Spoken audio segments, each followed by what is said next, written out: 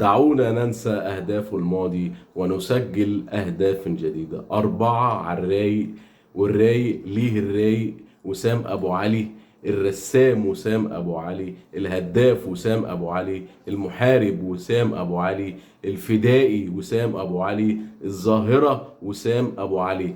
مباراة وان سايد جيم، مباراة من اتجاه واحد. المقاولين ما جاش النهارده.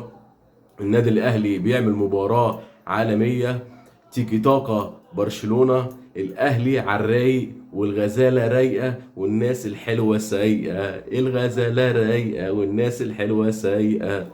4 اهداف ولا اجمل ولا اروع. هاتريك وسام ابو علي.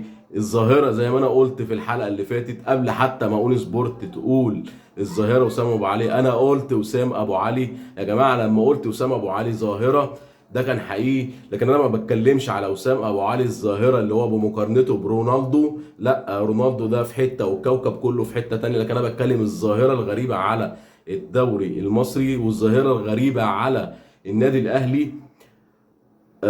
مهاجم متكامل، مهاجم بيسجل بدماغه من جوه ال 18، بيسجل من بره ال 18، مهاجم بيسجل فاولات، مهاجم بيشوط من بره ال 18 بيمينه وبشماله، بيسجل اهداف صعبه.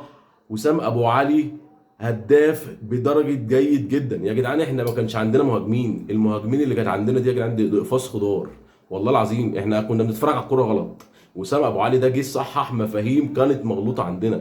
ده يا جماعه احنا ما كانش عندنا فعلا مهاجمين والله العظيم. وسام ابو علي بيعمل كل حاجه في الكوره. النهارده وسام ابو علي هاتريك، 3 اهداف. الماتش الخامس، خمسه وخميسه، الماتش الخامس على التوالي بياخد مان اوف ذا ماتش، بيحقق ارقام قياسيه. وسام ابو علي 8 مباريات بيسجل 5 اهداف.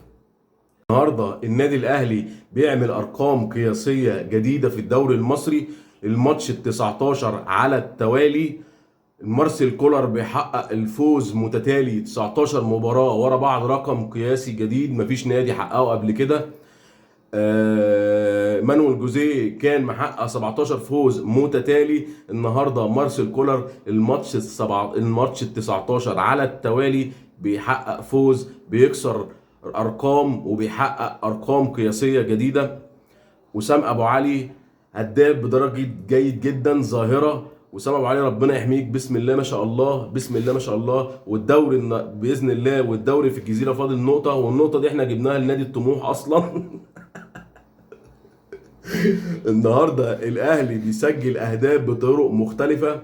الجون الاول اللي هي واقفه معاه وسام ابو علي، تحس ان جسمه واقف على رمان بلي بيلف 180 درجه. الاجوان دي ما كانتش بتتجاب الا من ايام عماد متعب. جون صعب جدا على الواقف، يعني المكان اللي هو واقف فيه والديفيجن اللي هو عارف هو واقف فين بالظبط، وبيلف بالمدافع ويشوط الكرة في المكان اللي هو المظبوط. يعني ده معناه يا جماعه لا، المهاجم لا بصراحه مهاجم كبير، مهاجم خطير. ربنا يحميك يا وسام والله العظيم. الواحد بص يعني مش عايز اقول لك الواحد سعيد قد ايه. الحمد لله، فوز كبير. رباعيات الاهلي لن تنتهي ولن تنتهي.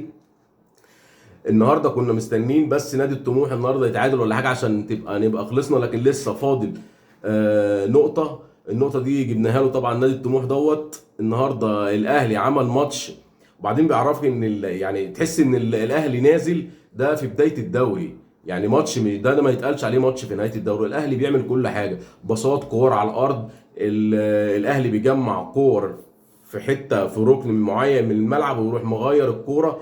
اللونج باص للناحيه الثانيه، بينقل الملعب الناحيه الثانيه، بيفضي مساحات ورا خطوط نادي المقاولين. نادي المقاولين النهارده كان ما جاش لا حول ليه ولا قوه، مكسور الجناح بمعنى اصح. النادي الاهلي النهارده حقق فوز كبير. طبعا الواحد متضايق وزعلان على نادي المقاولين اللي هو هيهبط، بس هارد لك. الاهلي عمل ماتش كبير. حتى في الكور اللي هي بتبقى مثلا اللعيبه بتضغط ضغط عالي، يعني بيضغط بالثلاثه والاربع لعيبه، تحس ان اللعيبه لا، كأنك انت في بدايه موسم مش في نهايه موسم. اللعيبه تحس ان هي جعانه، لا ما جعانه كوره. ماتش كان حلو قوي قوي قوي، من احسن الماتشات اللي انا اتفرجت عليها للنادي الاهلي. النادي الاهلي الماتش ده حقق مكاسب كتير جدا، اولها وسام ابو علي هداف الدوري المصري بدرجه جيد جدا جدا جدا جدا. المكسب الثاني 19 فوز على التوالي للنادي الاهلي، رقم كبير ورقم صعب حد يحققه غير النادي الاهلي، لان النادي الاهلي كبير القاره. النادي الاهلي محدش يعرف ينافسه، النادي الاهلي بيحط بصمه في كل مكان بيلعب فيه، النادي الاهلي بينافس على المركز رقم واحد يا نادي الطموح. سلم لي بقى على الطموح، وسلم لي بقى على ايه، على الترماي والغزاله رايقه والناس الحلوه سايقه. الهدف الاخير بتاع التاو تاو لازم يبصم برضو البصمه، الواد لعبها له عمر كمال، الله اكبر. تحس عمر كمال ده من ريحه الحبايب، والله العظيم عمر كمال ده من ريحه الحبايب. لعيب كده هادي، وتحس تشوفه كده براحه نفسيه، تحس من الاجيال اللي هي زي بتاعت ابو تريكه وعماد متعب والناس الجامده بتاعت زمان دي. الله اكبر عليك يا عمر، ربنا يحميك. الاهلي النهارده لعب ماتش حلو، كوره جماليه. الضغط، الكوره العاليه كان اغلبيتها واخدها النادي الاهلي. ماتش من جانب واحد. ببارك للنادي الاهلي الفوز، وببارك للنادي الاهلي الدوري باذن الله فاضل على الحلو تكه.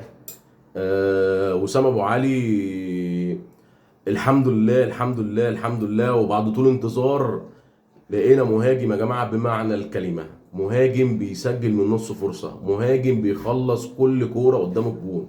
الواد وسطه ملبن، الواد وسطه ملبن. لما بيجي يلعب او بيشوط الكوره تحس ان هو بيميل جسمه وميل وش رجله كده، اللي لعب كوره طبعا هيفهم الكلام دوت. لا وسام ابو علي خطير طبعا. لمسات النهارده امام عاشور جميله بصراحه.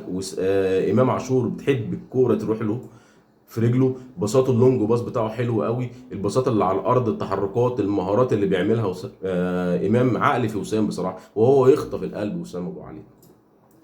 امام لعيب حلو، لعيب جميل قوي، تحب الكرة تروح له كده، في شويه دلع. بس يعني ايه، مش عايزين برضو ايه نضغط او نقول عليه كلام، احنا فرحانين فخلينا نكمل فرحتنا. يوم جميل النهارده ومباراه حلوه. لو عجبتك الحلقه يا ريت تعمل لي لايك، يا ريت تعمل لي لايك وتعمل لي متابعه كده يعني، يا ريت وتعمل لي كومنت وتقول لي ايه رايك يعني، دلعني كده. السلام عليكم.